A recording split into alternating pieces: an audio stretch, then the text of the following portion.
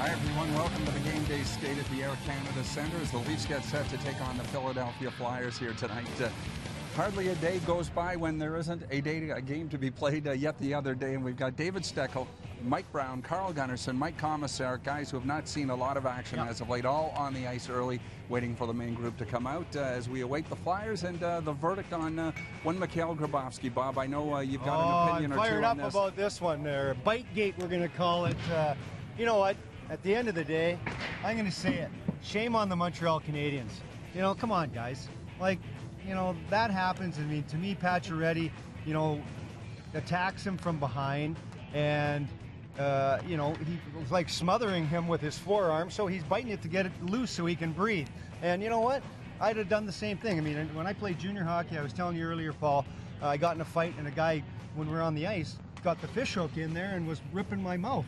So I bit his finger, and he comes up, oh, he bit me, and I get a 2-game suspension. It was ridiculous, but, you know, it's one of those things. But to me, you know, it's a man's game, and, you know, it's one of those things where, Pacioretty, you're a big, strong guy, you're going to cry to the league and send pictures and what? Come on. Yeah. Like, that's just not right. And the other thing from Mikhail Grabovski's perspective, it was a bit of a scratch and claw from behind as well. His entire right side of his neck from behind has been scratched. So I'm not sure whether that'll be presented to Brendan Shanahan. All we know that they're going to make their case. You'd have to hope and you'd have to think that number 84 is going to be in the lineup here tonight. I would think so. And you know what? You know, with the new collective bargaining agreement, the league can fine players up to $10,000. And I would think that what's going to transpire here is Mikhail Grabovski is going to get a fine. I don't think he's going to get a suspension. I'd be surprised if there was a suspension here. And, you know, we're going to move on from here. But, you know, let's not forget that the Montreal Canadiens, you know, they got schooled on Saturday night, and what a road trip for the Toronto Maple Leafs, Paul. You were there for all 3 of the games, and to me it was so great to watch.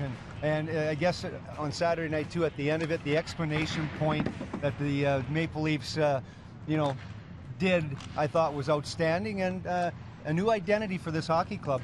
Very physical group.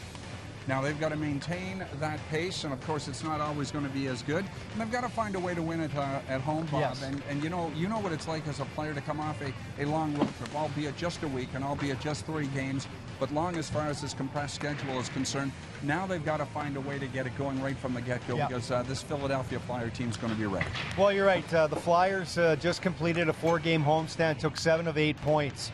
So you know, they're firing on all cylinders right now.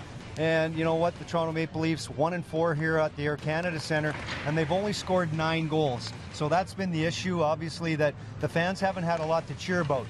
But you know, I certainly hope that the fans watching the game on Saturday heard what Don Cherry talked about the fans here at the Air Canada Centre. They need to get riled up here to boost this club, to help them, you know, get fired up here, because the 3 rinks that they played in on that road trip, boy, they were boisterous places, and they fed off the energy of the arena. And let's hope that that'll happen here tonight at the Air Canada Centre, and they can get on track at home ice the way they've been playing on the road, because they've been outstanding.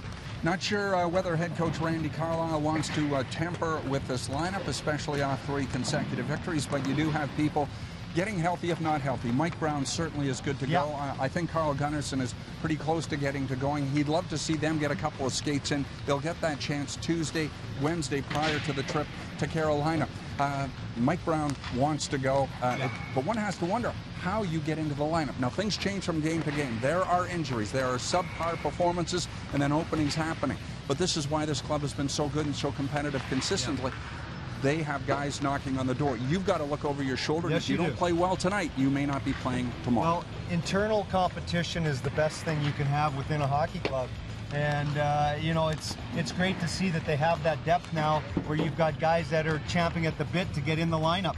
And it does push everyone. You know, I know as a player, when you had a lot of players, you were making sure that even in practice you were giving everything you have, because you didn't want to lose your spot in the lineup. So they've got some bodies that are coming healthy again, and obviously there's going to be some decisions to make. And you know, I look at Dallas Aikens earlier this year with the Toronto Marlies, when before the lockout ended, where they had all those guys and they had a bit of a rotation going through, so guys weren't sitting too long. So it'll be interesting to see how Randy Carlyle is going to work this, if he tinkers with the lineup here tonight after 3 consecutive victories on the road.